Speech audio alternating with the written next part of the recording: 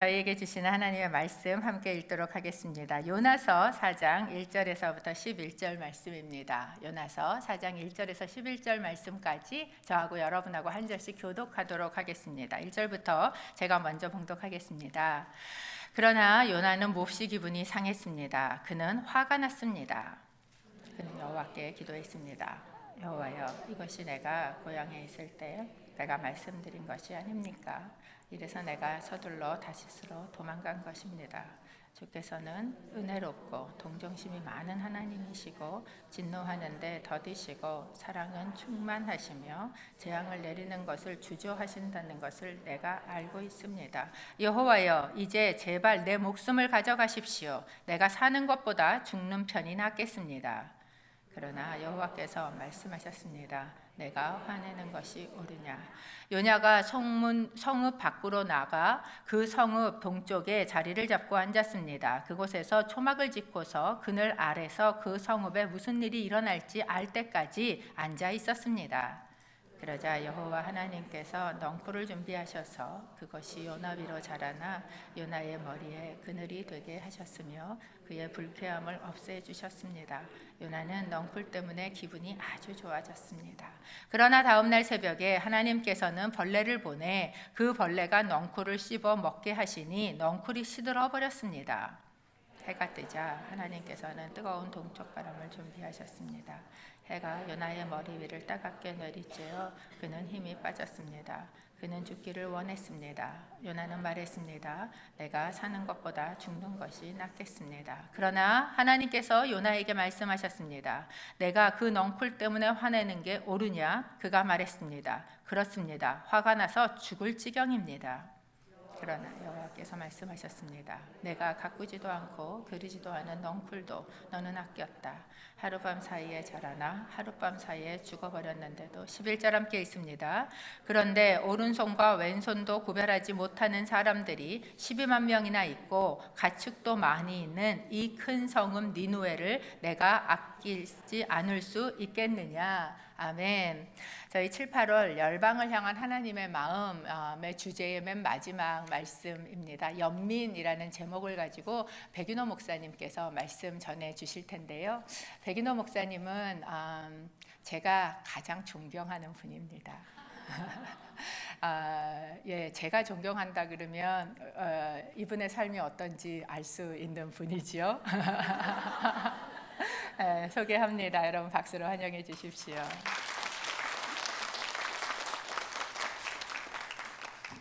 잠깐 기도하고 말씀 나누겠습니다. 하나님, 이 시간 저희에게 말씀하여 주시옵소서. 하나님의 마음을 알길 원합니다.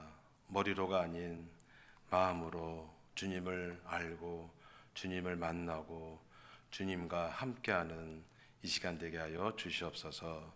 이 시간 운행하신 성령 하나님께서 우리의 각자의 마음과 귀를 열어 주시옵소서. 감사하며 예수님의 이름 기도했습니다. 아멘.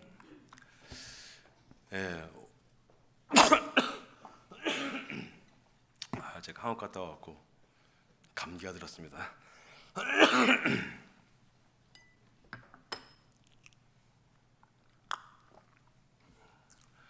한국 덥더라고요.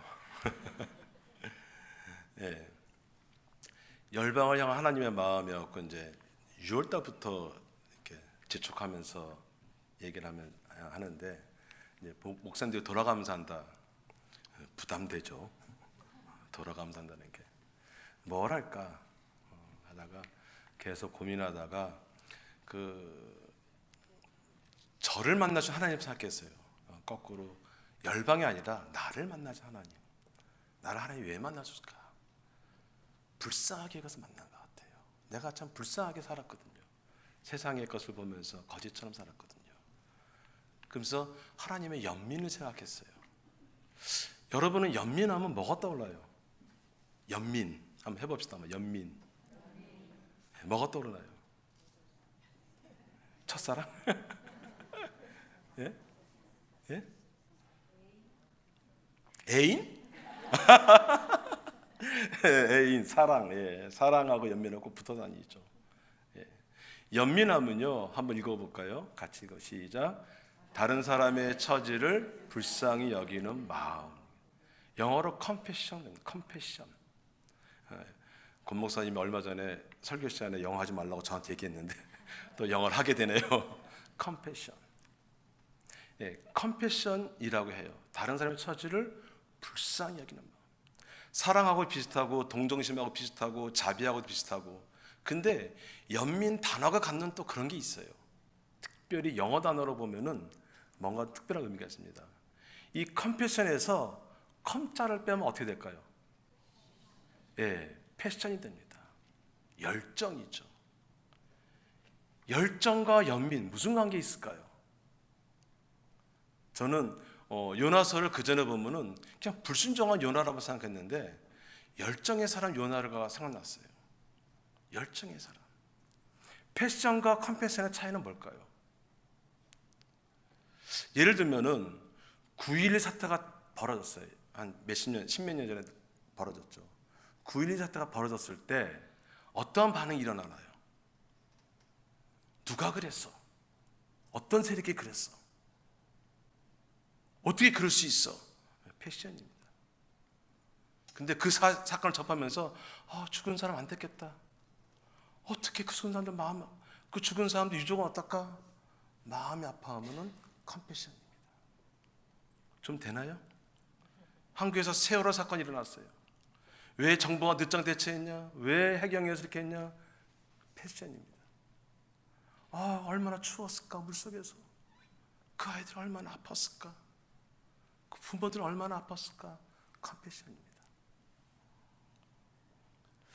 되게 결혼도요, 패션으로 시작해서 컴패션으로 이어지면 훌륭한 결혼이 돼요. 되게 결혼할 때 물론 뭐 죽자고 사랑해서 결혼했다, 저는 좀 잘 안 믿습니다. 그냥 조건 따지고 실은. 특별히 미국은 좀 덜한데 한국은 가정 간의 결혼이잖아요, 그렇죠? 그래서 패션으로, 머리로. 패션은 좀 머리라고 생각해요. 컴패션은 가슴이고 따지고 막 드는 거예요. 조건을 따지고. 그리고 결혼해서 컴패션을 가면 좋은데 거기까지 못 가면은 어떻게 되죠? 성격 차이진다. 뭐가 안 맞는다. 무슨 성격 차이가 다 있어. 세상스럽게. 예. 패션으로 시작해서 컴패션으로 가야 훌륭한 결혼이에요. 제가 집사 때 한 20몇 년 전에 하나님의 가정 훌륭하게 섬겼는데 그때 어떤 부부가 들어왔어요. 부부가 들어왔고 이런 말을 했어요. 이 결혼 생활하는데 머리에서 가정까지 오는 데가 30년 걸렸대요. 그래요. 이게 가장 먼 거리예요. 패션을 시작해갖고 컴패션으로 오기 되는 가정. 패션, 컴패션 차이. 컴패션은요, 연민을 원래부터 갖고 있는 사람도 있어요. 성경에서 보면은 모세 같은 사람은 원래 이렇게 연민을 갖고 있는 것 같아요. 우리 출애굽기 말씀 잠깐 보겠습니다. 출애굽기 2장 16절 17절 같이 한번 읽어볼까요? 시작. 미디안 제사장에게 딸 7이 있는데 물을 기르러 와서는 그 위에다 그 아버지의 양떼에게 줄 물을 채웠습니다. 그런데 몇몇 양치기들이 와서 미디안 제사장들의 딸들을 쫓아내는 이 것이었습니다. 그때 모세가 일어나 딸들을 도와주었고 그 양들에게 물을 먹여 주었습니다. 지금 성경을 읽어보신 분들은 알겠지만 이 상황은 뭐냐면은 모세가 이집트 땅에서 살인을 저지르고 지금 도망자로 온 거예요. 이 땅에, 미디안 땅에. 자기 동족끼리 싸우는 거 알렸어요. 이집트인이 자기 동족을 괴롭히는 걸 보고 이집트인을 죽였어요. 그리고 도망쳤어요. 왕자의 신분에서 지금 완전히 나그네 신세로 다 빼앗기고 없는 그 먼 길을 가면서 거지 같은 초라한 꼴로 있으면서 가만히 보니까는 우물가에 있는데 여자들이 왔는데 다른 사람들이 와갖고 저리가 하고 우물을 빼앗는 장면 본 거예요. 사막에서 우물은 생명 같은 거죠. 이 잘못 연민을 베풀어서 동정심 베풀어서 다른 사람의 불쌍한 처리를 보고 살인까지 저지르고 온 모세가 자기 코가 석자임에도 불구하고 또 그 딸들 도와줘요. 모세는 연민의 사람 같아요. 그 연민의 사람 모세를 하나님께서 사용하시고 모세에게 온유한 사람이라고, 그 혈기왕성한 혈기 다혈질의 사람을 온유한 사람이라고 얘기해요. 또 한 사람 다윗이 있어요. 다윗도 그 사울한테 쫓기면서, 사울이 죽이려고 할 때 도망다니면서, 어떨 때는 그 블레셋 땅에서 미친, 그냥 벽에다가 하면서 침 흘리면서 막 그런 노릇까지 하면서 지낸 상황에서 그일라 성이라는 곳에서 주민들이 억울한 일을 당한 소식을 들어요. 우리 사무엘상 말씀 잠깐 보겠습니다. 사무엘상 23장 1절 보겠습니다. 같이 볼까요? 시작. 다윗은 사람들에게서 보십시오, 블레셋 사람들이 그일라를 쳐서 그 타작하는 것을 빼앗아 가고 있습니다 하는 소식을 들었다. 그 소식을 들었어요. 그일라 성에 닥친 고난을, 고통을, 불쌍한 소식을 들었어요. 모세하고 다윗하고 조금 차이지는 거는, 모세는 보면 바로 행동해요. 그냥 너 길 수 있어? 불의를 보고 못 참아요. 그리고 바로 그 사람 내쫓가는데, 다윗은 좀 달라요.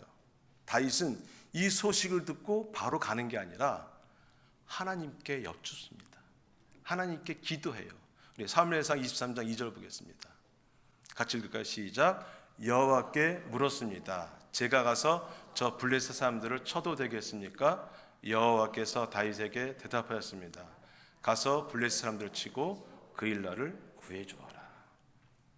먼저 물어봐요. 물론 불안하게 됐겠죠. 지금 블레셋 땅에서 미친 척하고 있으면서 사울한테 자기의 신분이, 자기의 지금 위치가 노출되지 않게 하려고 미친 짓한 상황에서 그일라 성에 가서 구해주게 되면은 금방 위치가 노출되죠. 그런 마음에, 실은 안 가고 싶은 마음에, 연민은 발동되는데, 열정은 발동되는데 연민까지 가기 싫은 거예요. 하나님께 물어본 거죠. 하나님께서 가라고 해요. 그리고 구출해줘요.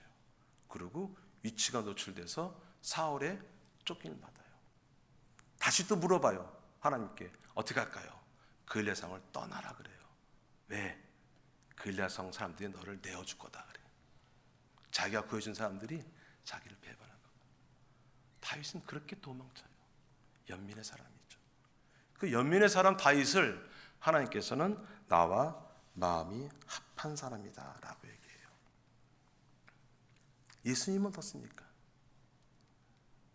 죄인들과 세리들과 같이 먹고 창녀들과 함께하고, 돌에 맞아가면서도 또 찾아가서, 그 베단이 찾아가서 나사로의 무덤 앞에서 눈물 흘리고,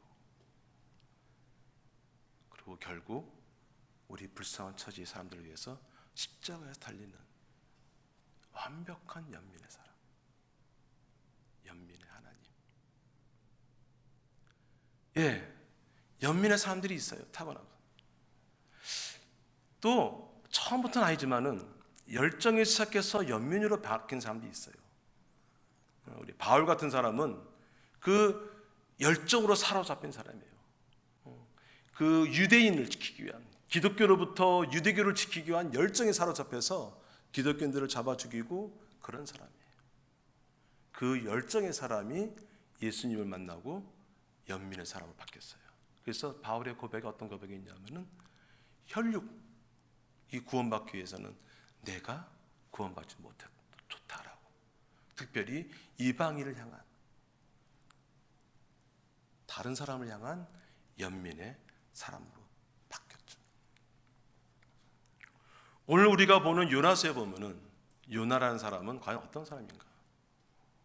열정의 사람이에요. 자기의 민족에 대한 열정이 있는 사람이에요. 자기의 사역에 대한 열정이 있는 사람이에요. 자기의 신념에 대해서 열정이 있는 사람이에요. 그 열정의 사람인데 연민의 사람까지는 안 간 거예요. 머리로 알아요. 하나님도 머리로 알아요. 하나님이 은혜로우시고 동정심이 많고 참을성이 많고 사랑이 많으시고 머리를 알아요. 근데 가슴으로는 알지 못한 사람, 열정의 사람, 패션의 사람이에요. 저와 여러분 어떻습니까? 6개월 전에 올랜도에서 그 게이들이 모인 나이트클럽에 총기 사건이 일어났어요. 50명 이상이 죽었어요. 혹시 들으셨나요? 못 들으셨으면 제가 지금 얘기하고 있습니다. 게이 클럽에 아프가니스탄계 미국인이 들어가서 총기 난사해서 50명 죽였어요. 어떤 마음이 듭니까? 저는 솔직히 이 뉴스를 접하고 고소하다. 게이 클럽, 게이들 고소하다. 부끄럽게도 머리 열정으로. 그 사람들이 예수님도 모르고 복음도 모르고 죽어왔을 텐데 연민은 안 되는 거예요. 그 게이 클럽의 총기 사건을 바라보는 하나님의 마음은 어땠을까? 거기까지 생각 못한 거예요. 저는 아직의 열정의 사람입니다. 설교를 준비하면서 저도 기도했어요. 하나님, 제가 연민의 사람 되고 싶습니다. 여러분은 어떻습니까? 우리 열정의 사람 요나서가 어떻게 그 열정의 사람에서 연민의 사람으로 이렇게 바뀌어가는지. 아니, 우리 설교 끝날 때 보면 알겠지만, 이 요나서 보면 알겠지만은 요나서가 바뀌었다는 말은 없어요. 그렇지만 저는 바뀌었다라고 믿고 싶고, 그래서 나도 바뀌고 싶다는 그러한 믿음을 여러분과 같이 나누고 싶습니다. 우리 요나서를 조금 전에 얘기했다시피 요나서에는 전체적으로 요나의 열정, 패션과 하나님의 연민, 요나가 자기 민족에 대한 사역에 대한 신념에 대한 열정에 사로잡혔을 때 하나님께서는 요나뿐만 아니라 이스라엘 민족뿐만 아니라 이방인, 열방을 향한 연민을 보여주는, 서로 대비되는 말들로 구성되어 있습니다. 특별히 오늘 우리가 읽은 4장 2절하고 11절을 보면은 그게 확연하게 드러나게 되어 있습니다. 우리 4장 2절과 11절을 함께 읽겠습니다. 같이 읽을까요? 시작. 여호와여, 이것이 내가 고용이 있을 때 내가 말씀드린 것이 아닙니까? 이래서 내가 서둘러 다시스로 도망간 것입니다. 주께서는 은혜롭고 동정심이 많은 사람이고 진노하는 데 더디시고 사람은 충만하시며 재앙을 내리는 것을 주저하시는 것을 내가 알고 있었습니다. 11절. 그런데 오른손과 왼손도 그러지 못하는 사람들이 12만 명이나 있고 가축도 많이 있는 이 큰 성읍 니느웨를 내가 아끼지 않을 수 있겠느냐. 예. 앞에 4장 2절은 요나의 열정이에요. 4장 11절은 하나님의 연민이죠. 4장 2절 다시 한번 보겠습니다. 4장 1절 보면은 여호와여, 이것이 내가 고향에 있을 때. 우리 4장 2절 다시 한번 띄워줄래요? 여호와여, 이것이 내가 고향에 있을 때 내가 말씀드린 것이 아닙니까? 이 고향에 있을 때. 그러니까 요나가 지금 이스라엘 땅에 있을 때, 니느웨로 오기 전에 이스라엘 땅에 있을 때 하나님께 말씀드렸다고 해요. 그러니까는 처음 1장 1절하고 2절을 보면 알겠죠. 요나서 1장 1절에 보면은 여호와의 말씀이 요나에게 임했다고 그래요. 그리고 2절에 보면 니느웨로 가라고 그래요. 3절에 보면은 니느웨가 대답이 없어요.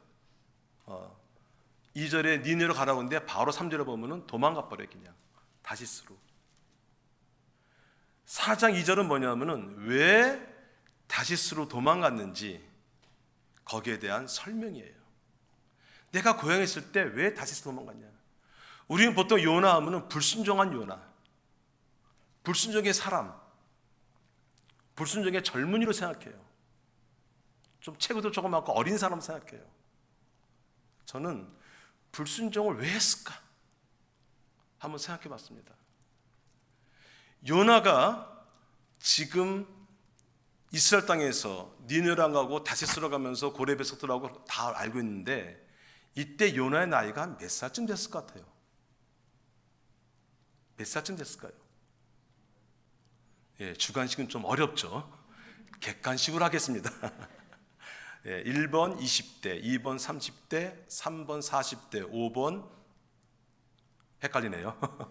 예, 하여튼 20대, 30대, 40대, 50대, 60대, 50에서 60 사이라고 생각해요. 어이구, 꽤 많죠, 나이도. 꽤 많은 사람이에요. 또 요거 나오면 궁금해서 못 넘어가죠. 작년에도 우리 표를 만들어서 해줬는데 달란트, 그 10달란트 했는데 표까지는 안 만들고 제가 그냥 얘기하겠습니다. 한번 성경을 하나 봐야 돼요. 성경 하나 봐야 되는데요. 어디를 보냐면은 열왕기하 14장 25절 보겠습니다. 열왕기하 14장 25절 같이 읽어볼까요? 시작. 그러나 그는 아라바 바디까지 회복하였다. 이것은 주 이스라엘 하나님께서 그의 종인 가데벨 사람 아미따의 아들 요나 예언자에게 말씀하신 그대로였다. 그냥 두세요, 이거요. 그냥 두시기 바랍니다. 그냥 두시기 바랍니다. 그러나 그는 이스라엘의 국경을 하맛 어기로부터 아라바 바다까지 회복하였다. 여기서 그는 누구냐면요, 여로보암 2세입니다.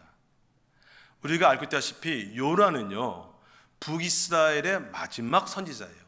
이스라엘, 북이스라엘에 유대 땅 그다음에 계속 여전히 나오는데 마지막 선지자가 요나예요. 그리고 북이스라엘에서 지금 마지막 치닫는 가장 치닫기 전에 가장 강력한 나라가 여로보암 2세 때였어요. 여로보암 2세가 그 아수르가 잠깐 좀 약해졌을 때 국경을 좀 넓혀요. 그러니까 여로보암이 한 행적에 대해서 지금 뭐라고 얘기하냐면은 요나가 예언한 그대로였다고 해요. 지금 나라 땅이 커지고 엄청 활발할 때예요. 이때가 한 BC 한 780 정도예요. 780 정도. 자, 예언자로 나가려면요 보통 30 이상 돼야 돼요. 에레미야도 그렇고 30세가 되면서 나가요. 최소한 30세. 그러니까는 요나가 이때 만약에 처음 선지자 활동했다 그러면 30세쯤 되겠죠. 이때 요나가 예언이 이루어지고 여로보암도 강력해지고 여로보암 요나 둘 다 아주 막 교만을 치달을 때예요. 그리고 지금 요나에게 다시 니느웨에 대한 사명이 주어지는 것은 한 20년쯤 지났다라고 생각합니다. 보통 신학자들이. 그 근거는 어딨냐면요, 요나가 니느웨 성에 가서 선포했을 때 그 사람들이 회개하고 그러는데, 물론 때가 돼도 했지만은 바로 그때 역사에 어떤 게 있냐면은 바로 한 BC 763년쯤에 그 아수르 땅에 계기일식이 완전 일식이 벌어져요. 그러니까 하루 종일 태양이 안 빛. 막 그 앞에 징조가 많았어요. 침입도 많고 막 그런 징조가 있으면서 그 징조가 있을 때 요나가 얘기하니까 그 사람들이 회개한 거죠. 그러니까 이제 성경만 보면 이거 말도 안 돼. 물론 하나님의 역사죠. 물론 항상 두 가지 같이 얘기해야 돼요. 하나님의 역사하시고 하나님의 놀라운 일을 하시는데 그 배경을 또 역사를 보면 또 재미있어요. 이게 한 760, 그러니까 한 20년이 흘렀어요. 그래서 한 50에서 60 사이일 거다라고 얘기하는 거예요. 예, 이 사람한테 된 거예요. 나이가 가면요, 사람들이 저도 지금 50 중반인데 나이가 가면은 믿음이 더 좋아지는 게 아니라 고집이 더 좋아지는 것 같아요. 고집이 더 세지는 것 같아요. 이게 연세도 좀 다 웃겼는데 그런 것 같아요. 내 생각이 옳고 내가 옳고. 요나는 내가 옳은 거예요. 지금 하나님께서 요나에게 미션을 줄 때 말하는 게 있어요. 일어나 가라, 이렇게 얘기해요. 1장 2절 보겠습니다. 1장 2절이요. 요나서 1장 2절이요. 1장 2절 제가 읽어드리겠습니다. 일어나 저 큰 읍 니느웨로 가서 그 도시에 선포하여라. 이는 그 도시의 죄악이 내 앞에까지 이르렀기 때문이다. 1장 2절. 3장 2절 똑같이 나와요. 일어나 저 큰 성읍 니느웨로 가서 내가 내게 전한 이 말을 선포하여라. 요나서 1장 2절에도 한번 나옵니다. 일어나 가라. 3장 2절에도 일어나 가라. 근데 1장 2절에서 일어나라는 거랑 3장 2절에서 일어나라는 건 좀 달라요. 1장 2절에서 일어나라고 한 거는 요나가 어떤 상황이었냐, 아까 말씀드렸다시피 그냥 실패하고 그냥 뭔가 좌절돼서 그런 게 아니고 교만이 하늘을 찌를 때예요. 아까 얘기했다시피 자기의 예언이 이루어졌어요. 자기의 예언대로 국가가 커졌어요. 부강해졌어요.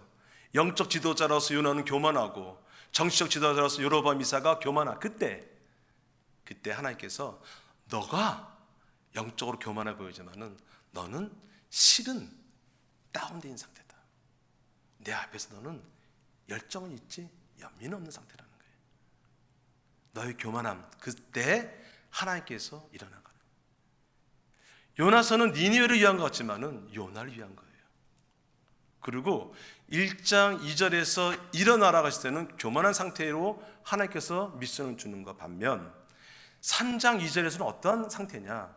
우리가 알다시피 1장 2절에서 미션을 받고 니느웨로 안 가고 정반대 다시스로 가면서 풍랑이 일어나고 그리고 고래 뱃속에 들어가고 2장 맨 끝에 보면은 고래에서 요나가 토해져 나오죠. 큰 물고기가 요나를 갖고 있다가 사흘 동안 갖고 있다가 토해내요. 그 2장을 보면은 뭐 온갖 해초가 나를 감싸주고 뭐 별거 다 있어요. 큰 물고기 안에 물이 왔다 갔다 하면서 별일 다 있었겠죠. 여러분 생각해 봅시다. 바다에 물고기 뱃속에 있다가 토해냈을 때 어떤 상황이었나? 점액 찐득찐득하고 몇 살 때? 몇 살 때? 예, 젊은이 좀 났죠. 예, 시꺼먼 머리에 60대 노인이 온갖 몸을 뒤집어 쓰고 수치스러움으로 부끄러움으로 그렇게 앉아있을 때 하나님께서 다시 명령을 주세요. 일어나 가라. 두 가지 사실을 저는 알고 싶어요. 하나는 뭐냐면은 우리가 성공했을 때 그때도 하나님은 우리를 사용하세요. 우리가 실패했을 때 그때도 우리 하나님께서는 사용하세요. 우리의 성공이나 실패는 별로 중요하지 않아요. 하나님께서는 저와 여러분을 사용하십니다. 우리가 성공했을 때, 우리가 교만했을 때, 우리가 실패해서 좌절하고 부끄러움에 빠졌을 때 그때도 하나님께서 사용하세요. 두 번째는 하나님께서는 우리한테 연민을 갖고 계세요. 첫 번째 요나가 거절했을 때 만약에 제가 하나님 입장이라면은 요나 알아 그래 아웃 내 말도 없고 뭐 아웃 그리고 어떻게 쓸까요? 다른 사람 쓰겠죠. 뭐 요나나 아니면 뭐 제나나 아니면 뭐 그런 거 많이 하죠. 뭐 제보내세요 뭐 그렇게 하는 거 제나 다른 사람 쓸 텐데 3장 1절을 보겠습니다. 3장 1절 아까 띄웠는데요. 3장 1절 같이 해볼까요? 시작. 여호와의 말씀이 두 번째로 요나에게 임했습니다. 성경책 갖고 계신 분들은 두 번째로 동그라미 쳐보세요. 두 번째로 하나님은요 우리가 한 번 실패했다고 그냥 아웃 그러지 않고요 두 번, 세 번 우리에게 오십니다. 여러분 실패했다고 걱정하지 마세요. 네. 저도 미국에 한 7, 8년 전에 미국 가시겠어요? 아니요. 어디냐고 물어보지도 않았어요. 어느죠? 어디? 미국 가시게? 노. 무조건 노. 그리고 다시 3년 뒤에 다시 왔어요. 하나님이 또 기회를 주세요. 하나님께서 여러분에게 어떤 상황인지 모르지만은 또 기회를 주실 줄 믿습니다. 하나님의 사람, 하나님의 연민한 사람 되도록 기회를 주십니다. 지금 3장 2절에서 일어나 가라. 그래서 결국 요나가 순종해요. 1장 2절 때는 순종 안 하고 다른 데로 가다가 고생하고 3장 2절에 일어나 가라니까는 가죠. 어떤 마음으로 갔을까요? 요나가 이제는 거절하면 안 되겠구나. 흔히 젊애들 말하는 대로 개기면 안 되겠구나. 또 둘게 맞는구나. 뭐죠? 머리를 이해된 거죠. 열정은 생긴 거예요. 머리를 이해됐지만 어떻게 해요? 그게 머리를 이해된 게 여기까지는 안 왔어요. 그래서 3장에 보면 어떻게 되어 있냐면은 니느웨 성이 3일길이에요. 3일길. 네, 3일길인데 가로지로 3일길이기 때문에 돌아가면 한 6, 7일 될 수도 있어요. 네. 근데 요나가 하루길 갔다 그래요. 니느웨 성 가서 그것도 보면 3장에 보면 있는데 너희들 망해. 너희들 40일 후에 망해. 너희들 망하니까 회개하고 돌아오고 그런 거 없어요. 너희들 40일 후에 망해. 그것도 크게 얘기했을까요? 여러분 사실 막 이렇게 했을까요? 너희들 사실 망해. 뭐라고요? 못 들었으면 말고요. 예, 이러고 다니는 거예요. 너희들 망해. 사실은 망해. 뭐라고? 아이, 몰라, 귀찮아. 그런데 그렇게 조그맣게 너희들 망해 하는데 그 중에 귀가 밝은 한 사람이 있었던 거예요. 니네 사람 중에서 귀가 청력이 뛰어난 사람이 쫑긋 들어보니까는 망한다고. 야, 망한대. 그러고 퍼졌어요. 요나가 한 게 아니에요. 그냥 제가 상상해 본 겁니다. 예, 막 그리고 퍼지면서 어떤 일이 벌어지죠? 모든 사람들이 베옷을 입고 금식하고 왕도 하고 심지어 짐승까지. 저는 이거 보면 참 이렇게 웃음이 나와요. 짐승까지 베옷을 입혔다. 한번 여러분 돌아가시면 한번 요나서 한번 보세요. 참 재밌는 얘기예요. 우리 얘기고. 예, 니네 사람들이 막 해요. 그래서 3장 11절에 보면은 하나님께서 마음을 돌이키려 하셨다라고 해서 3장 10절이 끝납니다. 같이 볼까요? 3장 10절 같이 시작. 하나님께서 그들이 그 악한 길에서 돌이킨 행위를 보셨을 때 마음을 누그러뜨리시고 그들에게 내릴 거라고 말씀하신 재앙을 내리지 않았습니다. 여기 잠깐 보면은 돌이킨 행위를 보고 하나님께서 마음을 누그러뜨려요. 하나님의 연민은 끝까지 있는 거예요. 연민이 뭐랬죠? 다른 사람의 불쌍한 처지를 보고 도와주는 마음. 불쌍한 처지를 해야 돼요. 타인의 처지를 도와주는 마음. 그리고 마음을 돌이켰다라고 끝나면 요나서는 참 퍼펙트한 거예요. 그냥 그래. 완전한 불순종의 요나가 좀 불완전하지만 한 3분의 1 정도 했지만 그래도 그 순종했더니 하나님께서 그 요나의 그 불완전한 순종이지만 들어오셔서 나 끝나면 얼마나 좋겠어요. 그냥 심플하고. 근데 4장부터 이제 복잡해져요. 이제 오늘 우리가 4장부터 왜 나왔나 싶을 정도로 얘가 복잡해집니다. 4장 한번 2절 다시 한번 보겠습니다. 4장 2절 아까 띄워준 거 한번 보겠습니다.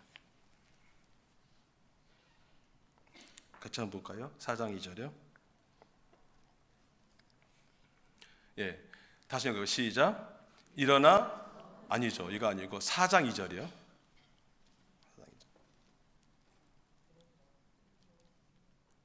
4장 2절 같이 읽을까요? 4장 2절이요. 4장 2절 한번 띄워주시기 바랍니다.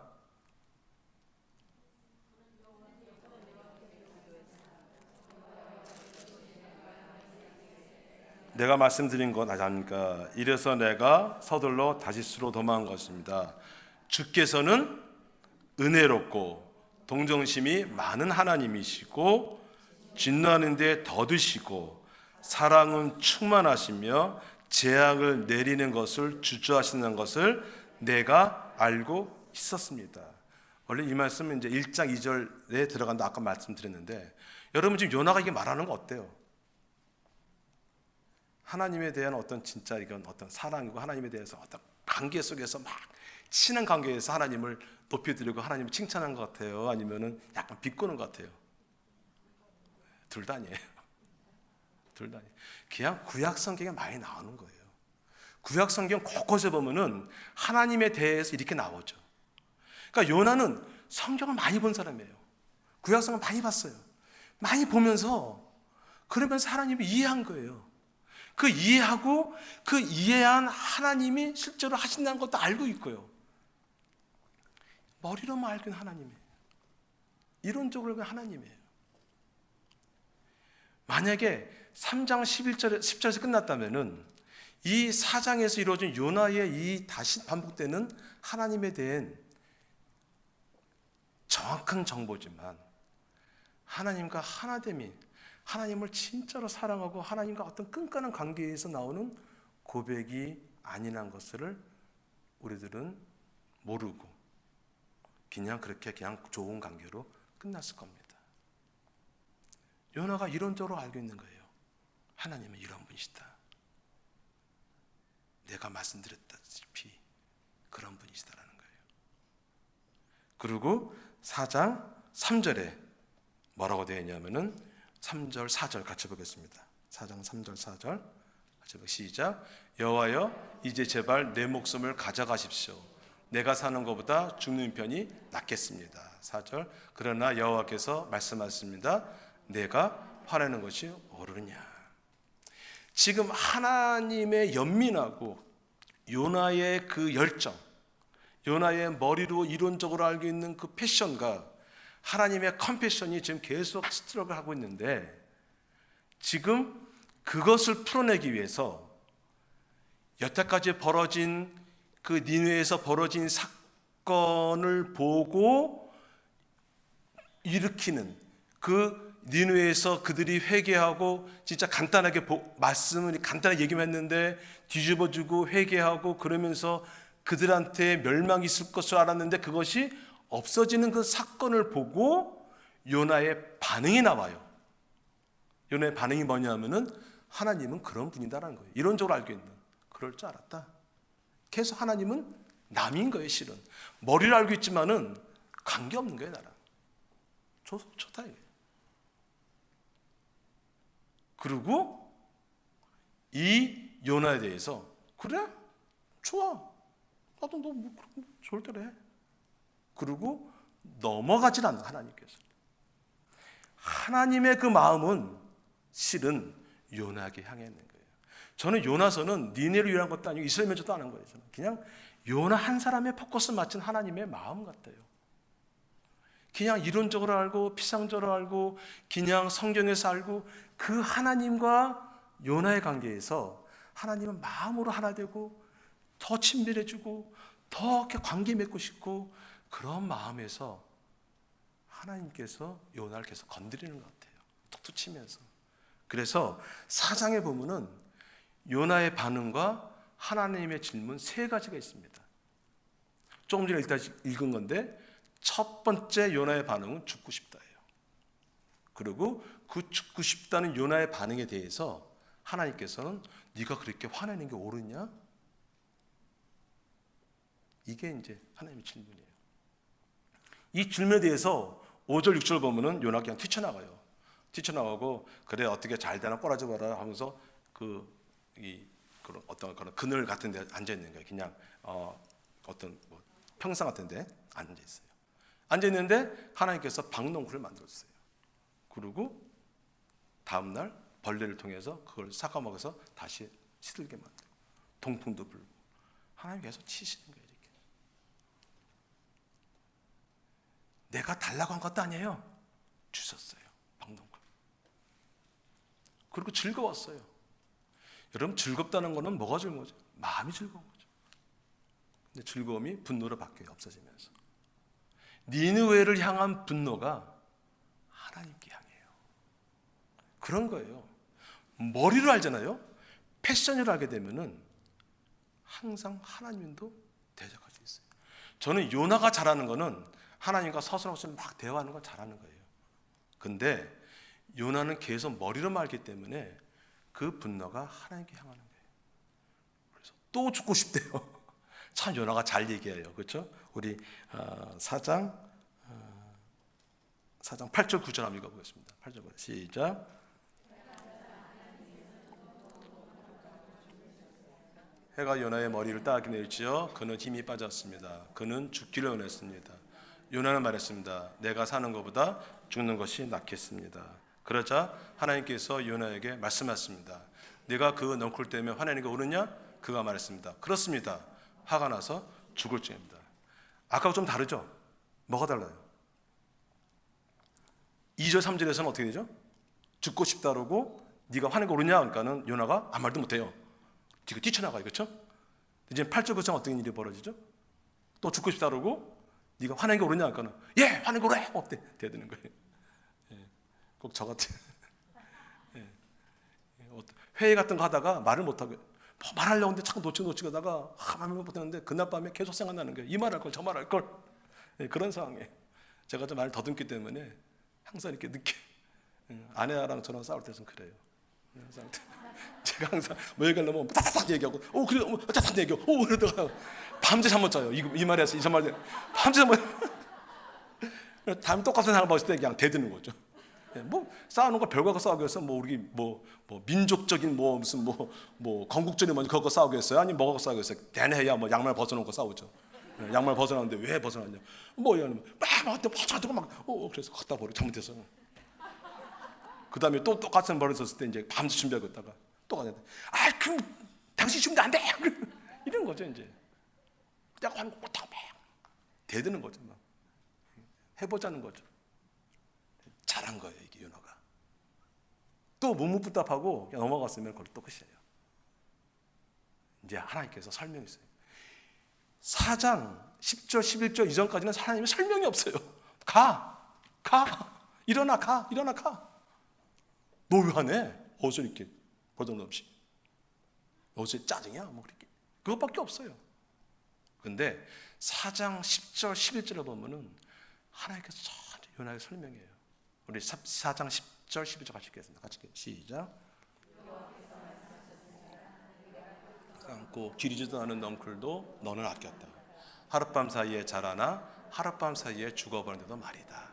11절. 그런데 왼쪽과 오른쪽도 구별하지 못하는 사람들이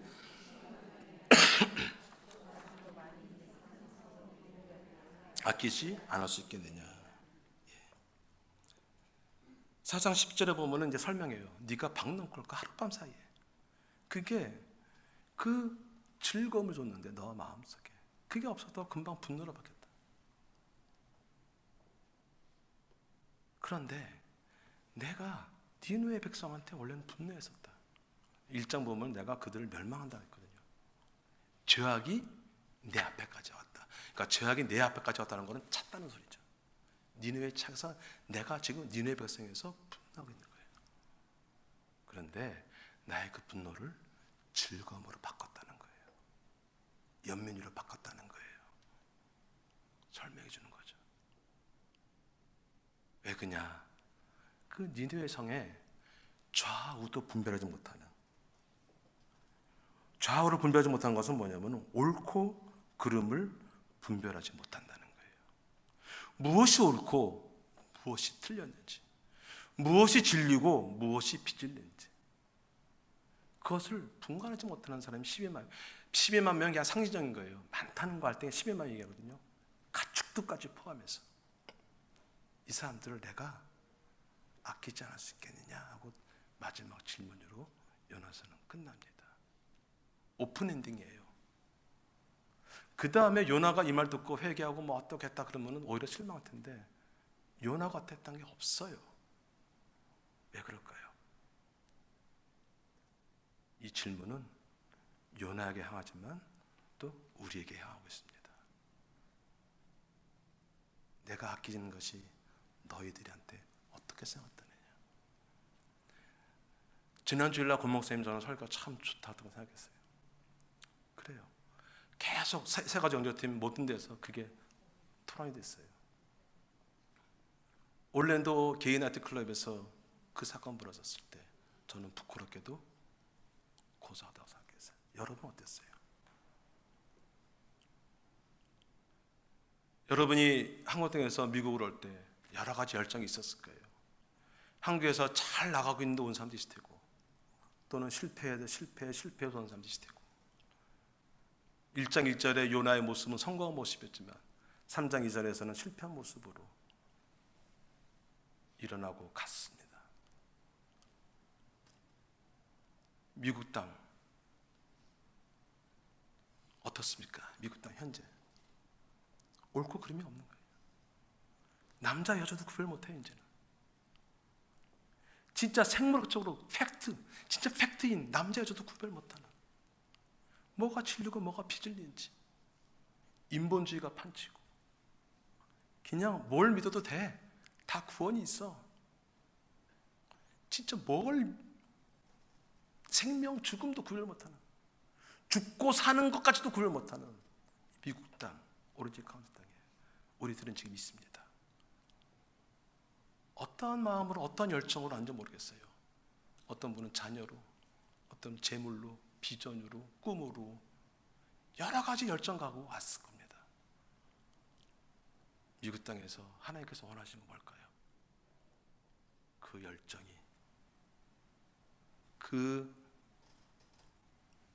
패션이 연민으로, 컴패션으로 바뀌기를 원한다고 믿습니다.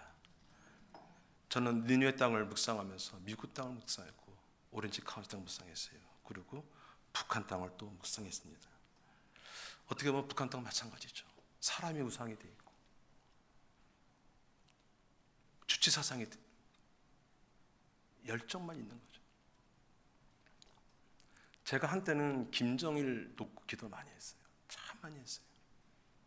근데 죽고 변화가 없어요. 김정은 놓고는 기도를 안 했어요. 제가 한때는 이명박 대통령 놓고 기도를 많이 했어요. 하나님, 잘못하면 기독교가 욕먹잖아요. 장로잖아요. 박근혜 대통령 놓고 기도를 안 했어요. 요나서 준비하면서 제가 다시 한번 김정을 놓고, 우리가 볼 때, 내가 열정으로 볼 때는 그가 죽어야 되고 그가 무너져야 되고 그가 망해야 되지만 하나님은 그 자식까지도 소중한 거예요. 오늘 보면 하나님의 마음이에요. 그게 하나님의 연민은요, 모든 사람을 향해 있는 거예요. 이스라엘 민족만, 기독교인만 아니요, 모든 민족, 열방을 향한 하나님의 마음은 연민입니다. 불쌍하기는 마음입니다.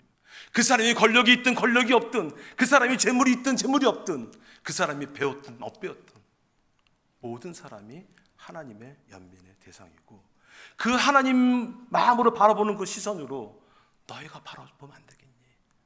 하고 우리한테 던지는 질문입니다. 큰 성읍 니네를 내가 아끼지 않을 수 있겠느냐? 큰 성읍 미국을, 오렌지 카운티 땅을, 한반도 땅을 내가 아끼지 않을 수 있겠느냐?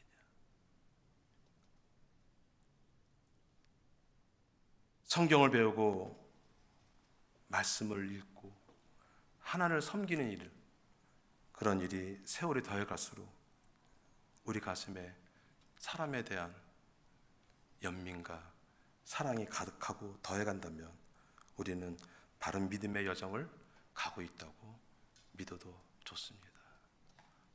우리의 마음에, 우리의 가슴에 뭐가 있습니까? 사람이 있습니까? 사람에 대한 연민이 있습니까? 제대로 된 믿음의 여정인 줄 믿습니다. 내가 가고 있는 이 믿음의 여정이 옳은지 그른지 판단하는 기준은 내 가슴 안에 누가 있냐, 누가 자리 잡고 있냐. 그냥 내가, 내 자녀가, 내 직장이, 내 가정만 잡고 있냐, 내 교회만 자리 잡고 있냐, 아니라 열방을 향해 있냐. 하나님의 마음, 하나님의 연민이 자리 잡고 있다면 우리의 믿음의 여정은 맞다고 생각합니다. 참된 영적인 진보와 성숙을 이루어가는 축복이 저와 여러분에게 넘치기를 기원합니다. 우리 함께 기도할 텐데요. 먼저 이렇게 기도했으면 좋겠습니다. 무엇보다도 하나님이 요나에게 하고 싶었던 거는 네가 머리로 하는 하나님, 이론적으로 하는 하나님, 그 하나님이 아니라 마음으로 합하고 마음으로 하나 되고 그 마음으로 이렇게 서로 통하는 그러한 선지자가 되길 원했던 것 같습니다. 그 마음으로 하나님을 알게 되는 것은 우리가 하나님의 마음을 알고 그 하나님의 마음을 갖고 하나님의 시선을 보는 그때 우리가 하나님과 마음을 하나 되고 그러한 하나님의 연민을 갖는 사람이 될 줄 믿습니다. 우리 이 시간 먼저 하나님과 마음이 하나 되게 해주옵소서. 머리로 알고 이론적으로 알고 그냥 성경으로 알고 말씀하는 것이 아니라 하나님을 마음으로 알게 해주시옵시고 하나님의 마음, 아버지의 마음을 우리가 품게 하여 주시옵소서. 그리고 그 마음으로 진짜 하나님께서 열방을 향해서 그 연민을 베푼 것처럼 우리가 열방을 향하게 해주시옵소서. 우리 함께 기도하겠습니다.